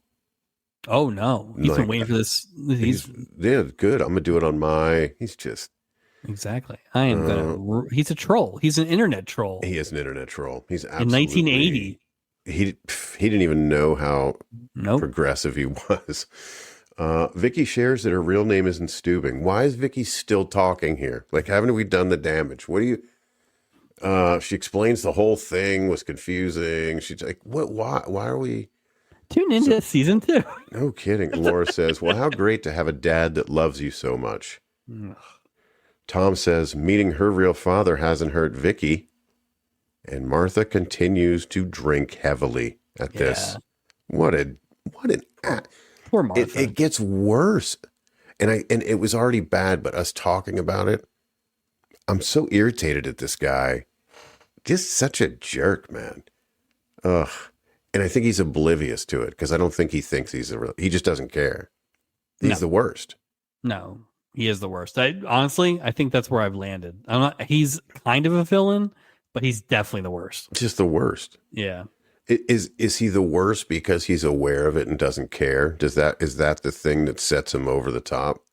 Yeah, and I think it's that thing where he's holding it over her in a way that isn't villainous, but is like unnecessary. Because he's getting to spend time, like this is all gravy, or it should be, right? Like this is a weird happenstance that you get to spend time with these people, but you're luring it over everyone, which is unnecessary. And again, it would be like this if she had been married for 6 years, right? But the fact that 100%. It's 2 weeks from your marriage and you're doing this is ostensibly your honeymoon or bachelorette party. No thanks, Tom. It's just dumb. It's just, look, wiggity weak, Wild West. Super weak, Wild West. Yeah. Look, Mike, it's the Sea Wind Spa.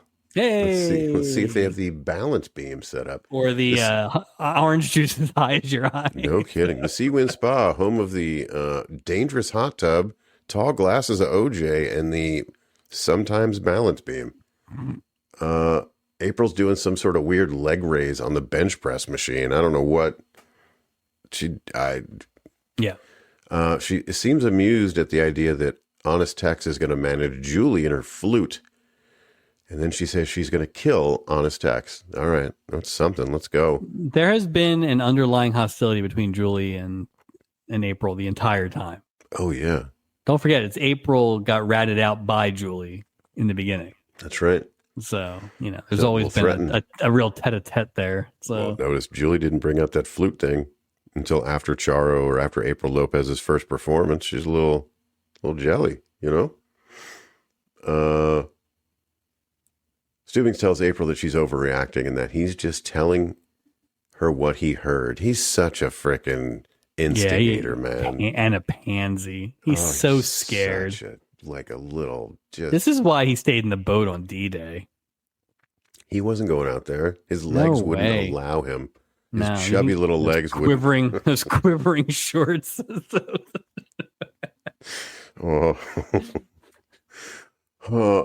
So April's even madder at Julie now. April says that no wonder Julie talked to her about staying away from Honest Tex, so Julie could be around him. So let's break it down. So Honest Tex is old, real old. He is an alpha. Oh, but I don't think he's Julie. I don't think he's Julie's type. I think it's too much. He's too much of a cartoon character. Now he might be Julie's character in the Dallas Cowboys movie that we just saw. He might be Jesse. He might be Jesse's type. So take off your vest. I can see that whole thing happening. Like if he was that Frank? If he was Frank's father, we might be able to see that. So. Or one of those creepy lawyers that are judging the cheerleaders at the table. I could see that. Enter Honest Tex. He's back in his sweatsuit cowboy hat combo. April pours a tall pitcher of orange juice down his sweatpants. Tex asks why she did that. Tex would not ask a lady if she did that. What Tex would not take kindly. Not since the seersucker have we seen such an egregious spill, though. That's April says because orange juice is good for you. That's why she did it, and she storms out of the Sea Wind Spa. Meanwhile, she loves storming out of stuff. Meanwhile, we're storming into the rubbish room, looking for their script, not finding it. Bill says it's a waste of time. Betty found an old empty heart-shaped box of candy. Tells Bill that he never bought her one of those. Asks him why he didn't. He says it's because he didn't want to insult her intelligence.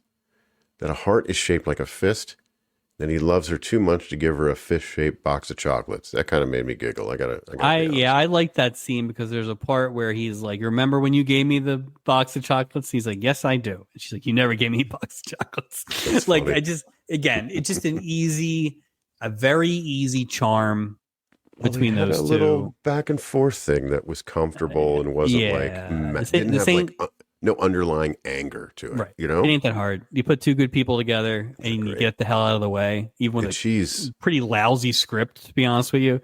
And well, she's a legend, man. She's an absolute legend. No.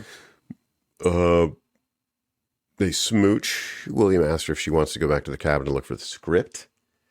She says she looked already. Bill asked, "Have you looked in bed under the covers?" Smooth son of a bitch, Don Adams. Smooth bastard. She says it's the one place she forgot to look, and he hands her the empty heart-shaped box of chocolates. What a scene. What a little scene, but what a great... Yeah. Nailed it. What a gem in otherwise rubbish room of an episode. Awful rubbish rubbish room. That's funny. Martha is in Stubing's office. This is the second most egregious thing Stubing's going to do this week, by the way. This is pretty bad. And apparently she told Stubing the whole story. Stubing says she has quite a decision to make. Martha wants what's best for Laura. Stubing's advice, great. Do what you feel. Thanks, Meryl.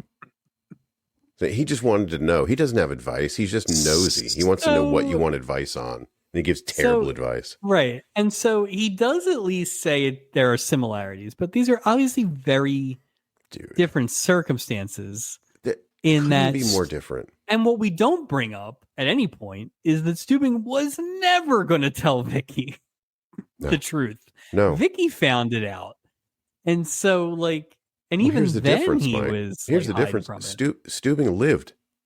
That's the difference. Stubing lived. That's true. History is written by the winners. Right. Right. So, if it wasn't for circumstance, but Stubing's nothing. No, but his advice was not advice. Well, and his second bit, he leaves her with one final piece of advice, Mike. Be good to yourself and each other. Keep one fist in says that there might be tears, but those tears could lead to greater joy for everyone. What are you talking about? He gives the worst advice ever. He wants to sound like Captain. And the other thing is too. What? Okay, let's compare what he's saying, right? So he didn't know Vicky's mom died. Right. He reacted strangely to it. Right. He only went back because Vicky ran away. Right. And if Mrs. Strickland hadn't said they were getting divorced, they'd probably still be in the same situation. Right. Right. So let's not pretend it was some white knight in here. Oh, exactly. So, just because you're wearing white knee socks doesn't mean that you're right. You're Nope. Martha leaves Stubing's office and immediately runs into Tom. Dude, so was he outside on the fucking door? Right. So was he like, okay, let's see. So we heard all this Stubing He's stuff. so sneaky, dude. Right. I mean, you got to give me some air that he wasn't right there. He literally followed her and stood outside the door. He's so sneaky, dude. So sneaky. Because you would assume Stubing's office is not exactly on the, common area. Yeah. Why would you be just happen to? Right. Please. Worst. Martha tells Tom to tell Laura tonight. And then I'm like, that's what you got out of the captain thing? Yeah, that's clearly not what you feel. Like, what? Right. And you didn't take any time at all to think about it. No. And nobody's listening to anybody on this. No, it's ridiculous. We're not defending Stubing's advice giving, but you did not take that in at all. No, she just 2 seconds. I'll think about it for 5 seconds. Yeah. And that takes us to our third commercial break. Boy, we're just plugging along here, Mike. Jesus. We're back. Bill and Betty are in bed and under the covers. You know what that means. Yep. Fornication. Week 4. 4 weeks in a week fornication. Yes, this is that's funny. That's really funny. William says that he was sure they'd find the script. Betty says that they had fun looking for it, and they smooch again. Easy scene. We've established the fornication. Everything's okay. Yep. They're on the right track. We're in the Acapulco lounge. Steubing is dancing. Great. With Gopher Doc with Gopher Doc and April. April performs. She does the flamenco guitar song, which is actually the thing that she was famous for. But it was funny. I remember you saying that. And that is the best part of this entire stupid storyline. It was very good. And it made me think, oh, she's kind of bummed out, right? So she's playing this understated thing. I actually really liked it. Like I was like, I really enjoyed that. And then the rest of the scene happened. Tex enters, gives Steubing a note. He gives him the note and says, "Can you give this note to April?" Very specific. You know what he doesn't say? Yeah, he doesn't say, as soon as you leave to walk over there, open the note and read it. Like, it didn't even take him. I'll tell you what, he read that note quicker than Martha ran into Tom. As soon as he started walking. What a jerk. Like, I mean, I'm sure Tex didn't think he had to put a wax seal on it just to make sure, but that's egregious, man. Should have grabbed his hat revolver, taken this bastard out. Just get out of here. You're no captain. Asked Steubing to tell her sorry that things didn't work out. I wrote, Steubing waits maybe 5 seconds before opening the note.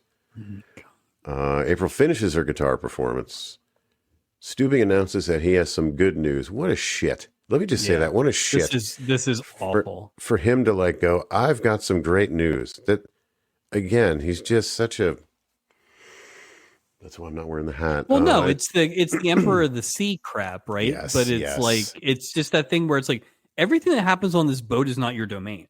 And it is like the epitome of just rudeness to like a personal note that this guy trusts you with. It doesn't matter if it's good news or bad news. Dude. It's not your choice to think. Right. It doesn't matter. It's not your news. Right. And then he's going to go, wait. He's just such a. It's not your news, and more importantly, it's not all these people in the lounges news either. No, I'm sure that she can read English. You know what I mean? And some people are private people, Merrill. That's right. It's a letter from Tex about April. It's a 2-week it's a letter to Tex about April. To Tex about April, pardon me. It's a 2-week contract at the Brutus Casino in Las Vegas, Nevada. Well, to be fair, they're in international waters, so I'm a little sketchy on the legalese, but this telegram serves as a 2-week contract, which does not seem like it would hold up in court. No, yeah, just sign it and then just throw it overboard. You'll be good to go. April begins part 2 of her performance. Mike, she just strips down and just gyrates. She doesn't really sing La Bamba. She just says La Bamba like 4 times. So what is this? So let's break it down. So April is very sad. She is very forlorn when she's playing her sad guitar song. Not anymore. She was not sad enough when she was getting dressed to have sexy outfit on underneath the pull-away tuxedo that she was wearing. Falling out of that outfit in every way. So I guess she was just like, imaginable. always be ready, right? Stay ready to get ready or whatever it is. Yes, but it's you don't have to. Yeah, if you stay ready, you don't have to get ready. Yeah, and then Steubing's like, "Let's show Vegas what they're in for," and she rips off her clothes like she's checking into the game in the 6-minute mark, and she's got this skimpy outfit on. And then the band immediately knows La Bamba, but not regular. No La Bamba. Cues. No. This is a Vegas La Bamba. And then she's just like. It's just like, but the funny part is you're right. She says La Bamba like 4 or 5 times, but at one point she like mutters the lyrics, but she mutters them real fast. She's like, like Los Lobos thought this was a rough cover. Well, I gotta tell you, was like, so. I think the only thing that good came out of this is that the original singer of La Bamba never made it to see this performance of La Bamba. He did not. Was it Richie Havens, I believe? Richie Valens. Richie Havens is a much different singer. Yeah, he is. So. He's the one who used the credit card as a pick, I believe. Yeah, the Big Bopper the Big Bopper, Buddy Holly, and Richie Valens never had to hear this. Thank God they missed this episode and all of April Lopez's appearances. Yeah, this was. It was weird. It was The weird. balloon, And now, it now was that long said, too. Yeah. now that said, the combo performance probably is in the conversation for musical performance of the year because we have had a thin, I think it's her and Gopher right now, which is insane. I need a ruling though, because I feel like these could be considered to be two different performances. Well, I think we go back to the Sonny Bono thing where we gave it to him on the weight of all three. Some of the whole. Yeah. So I think ultimately, like, I will be grading probably on an average, but I will say I really did enjoy the guitar thing. If it was just the La Bamba thing, I don't think I would have thought of it that high, but it will be.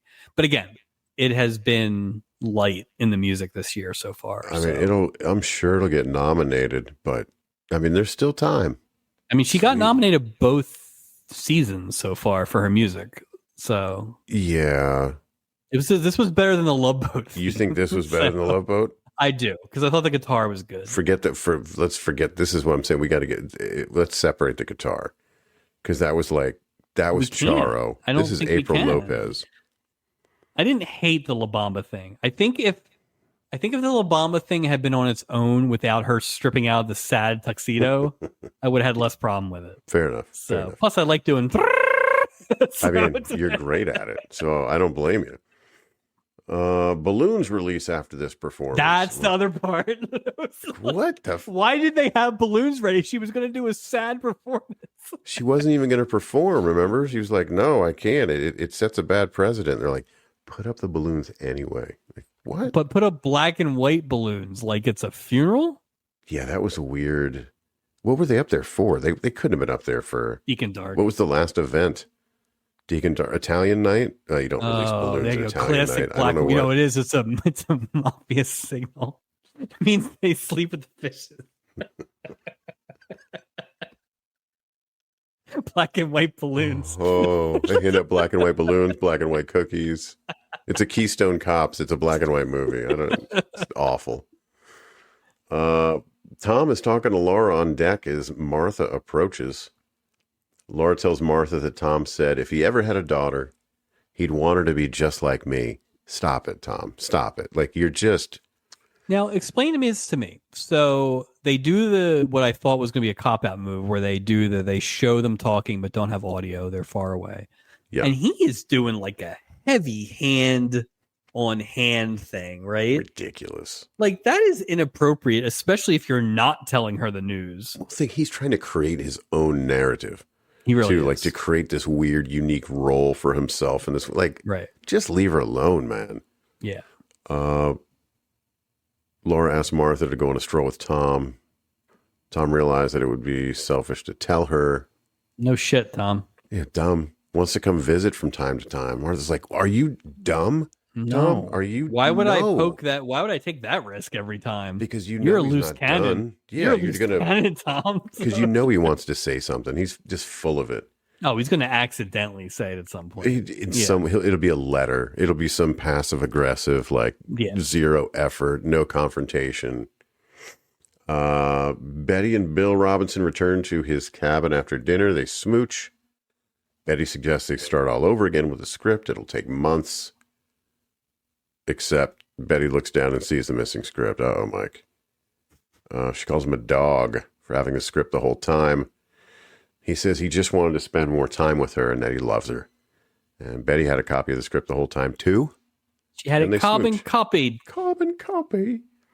And that was great. It must take forever. Can you imagine trying to type things up and not losing them? That the absolute paranoia of not losing something like that. Well, the power of the backspace button, I couldn't do that with typing. I remember we'd have to take typing classes way back when. I mean, hell, I remember putting stuff on disc and that was pressure, right? It was, so. Floppy disks. Tex is on deck. April apologizes to Tex for being jealous. Tex explains he was just being nice to her friend and that April's his only star. He's pretty sweet now. Tells her that she makes the man on the moon smile. Probably because she's so much younger than him. But she says, Mrs. Honest Text. He says he did tell one lie. Didn't see this coming. Oh, one from little fib. I told one little fib. one little from the Book of Bayo, location misdirection. That his hometown is in New Jersey. Nothing wrong with that. April Classic says, Jersey. Classic honest. Jersey accent. Honest text. Well, that's from Farmingdale. That's where all there you go. that's why they call it the Garden State. And we go to our final commercial break. So, but here's the one thing is, they're getting married, right? Which even Tex was like, "We're not getting married, right?" And she's like, "No, of course we are." Like, So I've lost track. I need to go back and count. Maybe we have, but that counts as a. Well, is this season of the olds? Does Honest Tex isn't old. I mean, old? He's not going to be getting nominated for anything, but he counts as an old, and so does Drunky Martha, I think. So, well, unless a new category is best sweatshirt, I can't see him getting nominated. Best printed sweatshirt, just wonderful sweatshirt. Betty and William are leaving the ship. They didn't find an ending to the script, but they found a new beginning for their marriage. Which is funny because the last time we saw Juliet Mills was the awful Stanfield thing with the kid. Yeah. And they said Reggie Jackson told the crying boy that there was lots to work on. And they said, just like all marriage. So I was happy to see Juliet Mills in a not Buddy Stanfield role. So. I love her working class British, or your version of her British accent is very working. Hey, it's one for the chimney queen. Sweep. It's old Bert. Oh, there's your Bert. It's Bert from Mary Poppins. Bert from Mary. There you go. Maybe the best Bert of them all. Martha, Laura, and Tom are leaving the ship together. Why? I don't know. Laura says that she feels like she's made a friend for life, and Tom, stop it. Well, I mean, to be fair, she's only 20 years younger than him. Yeah. Apparently. Tom's not going to hang around very long if he's only 41. No. No. Yeah, if he's 41, he's got weeks. Like, he's just... Laura invites Tom to her wedding. Make it to the wedding. Like, no. Don't order the... He's like, is it today? He's not getting through customs, I'll tell you that. No, not with that revolver. Stubing's apologizing to Tex for doubting his honesty. Says that they're very protective of April. Did Tex do anything to prove his honesty? No. Other than that letter, no, I mean Vegas. I guess because he got her a job. Theoretically, that's a low bar. But we still don't know if she got fired from the Princess line. Right. So. And Stubing's not protected because he did nothing. He did. He didn't. He helped Martha barely, and he helped Martha more than he helped in this situation. He just made things worse. April begins talking in Spanish. Tex asks her what she said. April says that she doesn't know because sometimes she said it so fast. Sometimes I talk so fast. And that's how we end it. Big laugh, and that's the end of the episode. Dios mío. Dios mío. Totals and a recap for this week. Best episode. It's episode 9. The Cowboys cheerleaders and everything that went with that. Worst episode before tonight was episode 12. The scientist and Stephanie and the 40-year-old wedding. So that episode, I went back and double checked. The third storyline was Rosie Greer making donuts with Isaac, which we very much liked. Yeah. We obviously like Don Adams and Juliet Mills here. Equally as strongly as we did Rosie Greer's storyline. Mike, this is the worst episode of the season. This might be the worst episode since season 1. Yeah, this is awful and a little insulting. And honestly, it's worse now that we've talked about it because the Tom thing is so much worse than I probably even gave it credit for.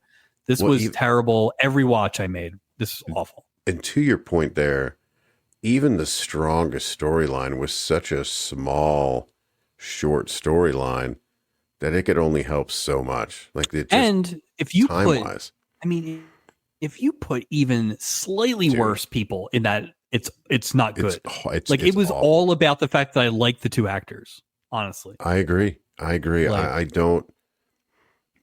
Aside from that small shining light, the other two stories were so bad. The portrayal of Chara was so bad. The Tom who's thing the again third, is just. Ugh. Who's the third best character in this entire episode? I have an answer, but it's like it kind of makes the point. Maybe Martha? I don't know. I don't know. Yeah, you know what? I should give Martha a little credit. You're right. But I was going to say Isaac. And that's literally just because of the bartending, I the agree. one scene. And I wasn't thinking, I was thinking like guest star wise. Right. But no, I agree with you. But the point is, that's what we're talking about. Is like nothing was good in this. The crew wasn't really good. No. Like this is everything. It was like an incomplete. You know what I mean? I felt like it was just. And you know it's funny because it's been a while, and we talked about this all season, where it was like there hasn't been one that made me mad. There was bad, but there hasn't one that made me mad. I hated 2 storylines. This was terrible. This will be hard to beat, hopefully, for the rest of the season. I mean, this might be an all-timer too. I mean, I think it's worse than the winner last year, which was the Julie and the Ages of Man and all that stuff, which was more nonsense and boring. Whereas this was, we always talk about it, right? It's like boring versus insulting versus bad. And these weren't swings. These were just. No, there was no swing involved. No. Let me ask you, I just kind of had a thought. When this project gets to its end, do we do an overview of the series? Like, sure, we'll be looking for content at that point, right? Like, so. It'll turn into a 6-part episode too. Yeah, so. We're gonna have to do something in between this and what's our next project? Did we say? God knows. Centennial, BJ and the Bear, whatever.